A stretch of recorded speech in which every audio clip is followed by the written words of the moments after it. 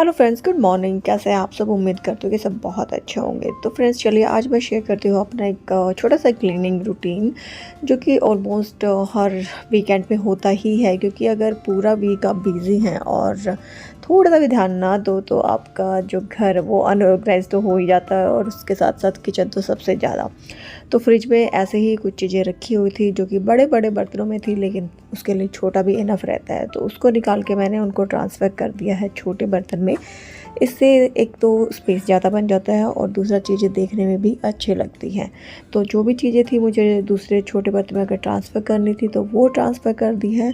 उसके बाद देखा कि फ्रिज में क्या चीज़ें हैं जो ख़राब हो रही है, क्योंकि कई बार यहाँ पे मोस्टली कई बार यहाँ पे जो है ना सारी चीज़ें बहुत ही बड़े क्वांटिटी में आती है, साइज़ में आती है। आई मीन जैसे कि ये बंद गोभी है, ये बहुत बड़े साइज़ में आई थी और हमारी फैमिली के लिए बहुत ज़्यादा हो जाती है।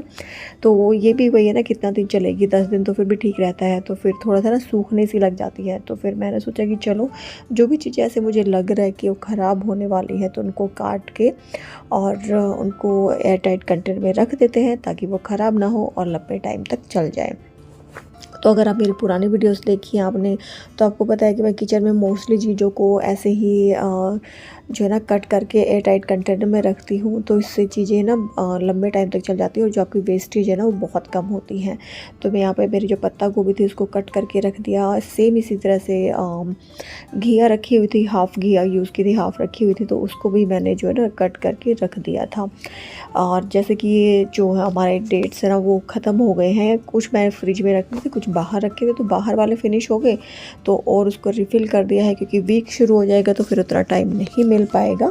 तो ये चीज़ें जब भी आपके पास टाइम होता है ऑफ़िस के बाद शाम को, या फिर जब भी मतलब छुट्टी वाला दिन होता है, तो कुछ चीज़ें ऐसी होती है जो हमें प्रिपेयर कर लेनी चाहिए पूरे वीक के लिए, तो वही मैं करके रख रही हूँ। तो बर्तन मेरे सूख गए थे तो उनको भी साथ के साथ मैं रख रही हूँ, और बर्तन जब पूरे ड्राई हो जाते हैं ना जैसे बॉक्स वगैरह, तो उनको पहले लगा के ही रख देती हूँ, उससे जो स्पेस है ना वो कम जाता है। तो बस उठा करके मैंने अपने सारे बर्तन हैं वो लगा दिए, तो इससे काउंटर टॉप जो है ना मेरा ऑर्गेनाइज लगेगा और मेरा आधा काम भी हो जाएगा, फिर बार बार ढूंढना नहीं पड़ेगा। और जो दूसरे बर्तन रेडी हो गए हैं सिंक में, उनको रखने के लिए भी जगह मिल जाएगी। तो उसके साथ के साथ मैं ना अपना जो काउंटर टॉप है उसको भी क्लीन करना है। और मैंने है ना एक न्यू चीज़ ट्राई की थी मैंने लास्ट टाइम, है ना जो बैंगन है उसको मैंने ओवन में जो है ना भूनना था मैंने, तो गैस पे भूनने के बजाय मैंने उसको ओवन में ट्राई किया, क्योंकि मैंने काफ़ी लोगों को देखा था कि वो ओवन के अंदर जो है ना बैंगन को भूनते हैं और फिर उसको बनाते हैं बैंगन का भरता। बट मुझे ये बिल्कुल भी प्रोसेस नहीं अच्छा लगा, मुझे इसका टेस्ट भी अच्छा नहीं लगा और इसको छीलना भी थोड़ा डिफ़िकल्ट था।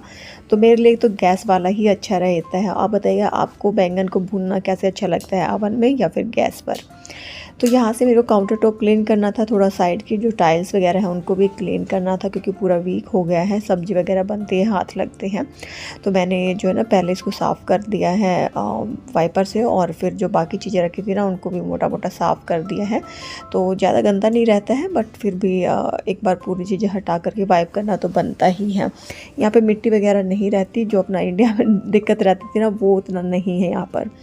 उसके साथ के साथ जो चीज़ें रिफ़िल करनी है वो भी रिफ़िल कर देती हूँ। सेम पूरा वीक मेरा फिर सही जाएगा। तो ऑयल मेरे ऑलमोस्ट फिनिश हो चुके थे, उनको मैंने इस ऑयल बोतल में डाल दिया है। और ये जो ऑयल बोतल है ना मुझे बहुत अच्छी लगी, मैंने डोलरामा से ली थी। अगर आप कनाडा में रहते हो तो आप ये वाले ऑयल बोटल्स जो है ना ऑयल डिस्पेंसर है, आप इनको यूज़ करके देख सकते हैं, बहुत अच्छी है। क्योंकि इसमें ना अच्छी बात मुझे ये लगी, जब इसमें से ऑयल आप डालते हो तो बाहर बिल्कुल भी नहीं गिरता, आपको क्लीन करने का कोई झंझट नहीं रहता। अदरवाइज़ अगर बोटल्स यूज़ करते हैं ना उसकी नोक पे आके ऑयल बाहर आता ही आता है, बट इसमें वो वाला इशू नहीं है। तो यहाँ पे मैंने अपना ऑलिव ऑयल और कैनोला ऑयल है दोनों ही मैंने फिल करके रख दिया है। तो एक साइड मेरी डन हो गई थी, तो सेम दूसरी साइड भी मैं वैसे ही क्लीन करूँगी। तो इसके लिए सेम वही प्रोसीजर है कि पहले पूरी जगह को आप खाली कर लो ताकि क्लीनिंग आपकी बहुत अच्छे से हो जाए, और उसके बाद जो है ना आप उन चीज़ों को क्लीन करके साफ़ करके रख सकते हो। और मैं सेम कपड़ा इसलिए यूज़ करी क्योंकि वो ज़्यादा गंदा नहीं है, उससे कोई दिक्कत नहीं हो रही है। अदरवाइज़ मुझे पता है कि फिर कमेंट्स आएंगे आपने सेम काउंटर टॉप को भी उसी क्लीन कर दिया और बाकी चीज़ों को भी, तो वो बिल्कुल साफ़ सुथरा था, ऐसा उसमें कुछ नहीं था इसीलिए। उसके बाद मेरा जो गैस स्टोव है ना वो बहुत गंदा हो रखा था, क्योंकि इसमें ये ना ऐसे वो वाला क्या बोलेंगे इसको, तो ये है ना इंडक्शन बेस्ड है। कई बार चीज़ें होती है ना कि दिमाग में आते ही नहीं है वो वर्ड तो इसको क्लीन करने के लिए ना मैं स्पेशल ये चीज़ लेकर के आई थी, जो कि जहाँ पे मैं स्टोर में काम करती हूँ ना, तो वहाँ पे मुझे दिखाई दिया था और मैंने इसकी एक बार इंस्टाग्राम पे वीडियो देखा था। तो फिर मेरे को था कि मुझे इसको लेना है, बट लूँ कहाँ से वो नहीं पता था। तो फिर मैंने इसको वहाँ से लिया। तो आप इसको कैनेडियन टायर से ले सकते हैं, कुछ ज़्यादा कॉस्टली नहीं है। मुझे प्राइस तो भी याद नहीं, शायद $7-8 या $10 ऐसा कुछ था। लेकिन इससे ना अगर आपका कुछ ऐसा है, आपका इंडक्शन बेस्ड कुक टॉप है, तो बहुत ही अच्छे से क्लीन हो जाता है, उसके ऊपर कुछ भी गिर जाए। क्योंकि इस वजह से ना मोस्टली चाय या दूध गिर जाता है, तो ये गर्म रहता है और फिर आप उसको पोंछ भी दोगे ना तो गिरते ही वो जल जाता है, और फिर वो जब तक वो ठंडा नहीं होता वो जलता ही रहता है। तो उसको क्लीन करना, मेंटेन करके रखना बहुत डिफ़िकल्ट रहता है। तो इसलिए मुझे बिल्कुल भी पसंद नहीं है। अपने जो कॉइल वाले आते हैं ना दूसरे वाले, वो बिल्कुल सही रहते हैं, या इंडियन वाले, तो वो ज़्यादा बेटर रहते हैं। उनकी क्लीनिंग थोड़ा इजी होती है, बट इसमें थोड़ा सा डिफ़िकल्ट होता है। और ये प्रोसेस मुझे ना हफ्ते में एक बार तो करना ही पड़ता है, क्योंकि कितना भी ध्यान रख लो चाय वगैरह तो गिर ही जाती थोड़ी बहुत, तो और दूध भी। तो बस इसको है ना मैंने क्या किया, पहले स्प्रे कर दिया था और उसके बाद ये जो नाइफ़ जैसा होता है उससे क्लीन किया। तो देखो कितनी गंदगी उतरी है ना। और इसके बाद 1-2 बार जो मेरा जो क्लीनर है ना, ऑल पर्पज़ क्लीनर है ये, और इसी को मैं स्प्रे करके और 1-2 बार इसको टिश्यू पेपर से क्लीन कर दूँगी। और फिर मैं इसको जो माइक्रोफाइबर कपड़ा है उससे क्लीन करूँगी, तो जो काउंटर टॉप है वो बिल्कुल अच्छे से क्लीन हो जाएगा।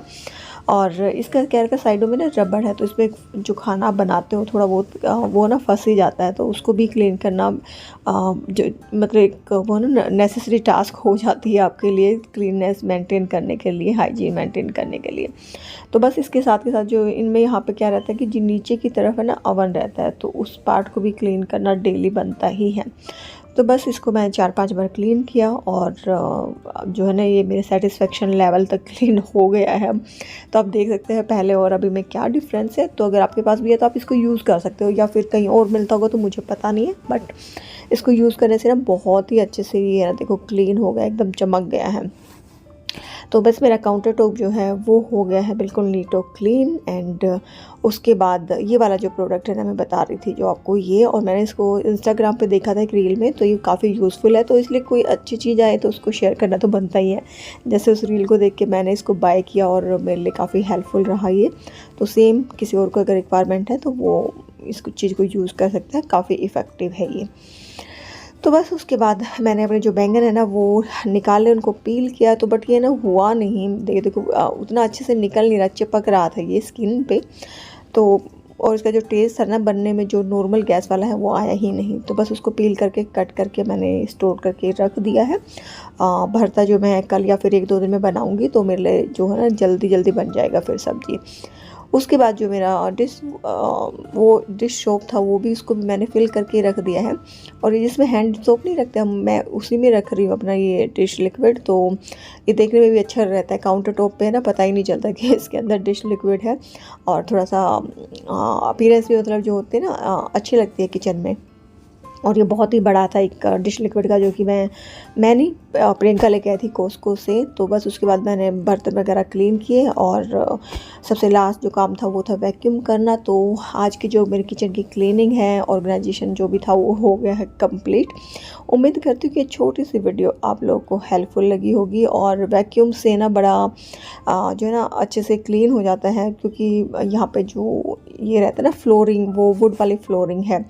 तो डेली झाड़ू पोछा मैं नहीं करती हूँ, बस शाम को एक बार वैक्यूम कर देती हूँ, और तो उससे जो है ना बिल्कुल अच्छे से जो है ना क्लीन हो जाता है। तो फिर आपको मॉपिंग करने की रिक्वायरमेंट नहीं रहती, नहीं तो पहले झाड़ू लगाओ फिर मॉपिंग करो, तो डबल काम हो जाता है। इसलिए मुझे लगता है कि वैक्यूम इज़ बेटर। और आपके कुछ क्वेश्चंस हो तो वो आप मुझे कमेंट सेक्शन में बता सकते हैं। तो आप लोगों से मिलूँगी मैं नेक्स्ट वीडियो में। प्लीज़ वीडियो को लाइक एंड शेयर करना ना भूलेगा, क्योंकि आपका एक लाइक मेरे लिए बहुत बेटर करता है। तो थैंक यू सो मच। और वीडियोस कैसी लग रही है कमेंट के थ्रू जरूर बताइएगा। तो चलिए फिर, यस लास्ट वन थिंग, आप मुझे इंस्टाग्राम पे फॉलो कर सकते हैं। इंस्टाग्राम आईडी है इंडिया मिलोकर मनीषा। नेक्स्ट वीडियो में मिलते हैं, तब तक के लिए बाय बाय।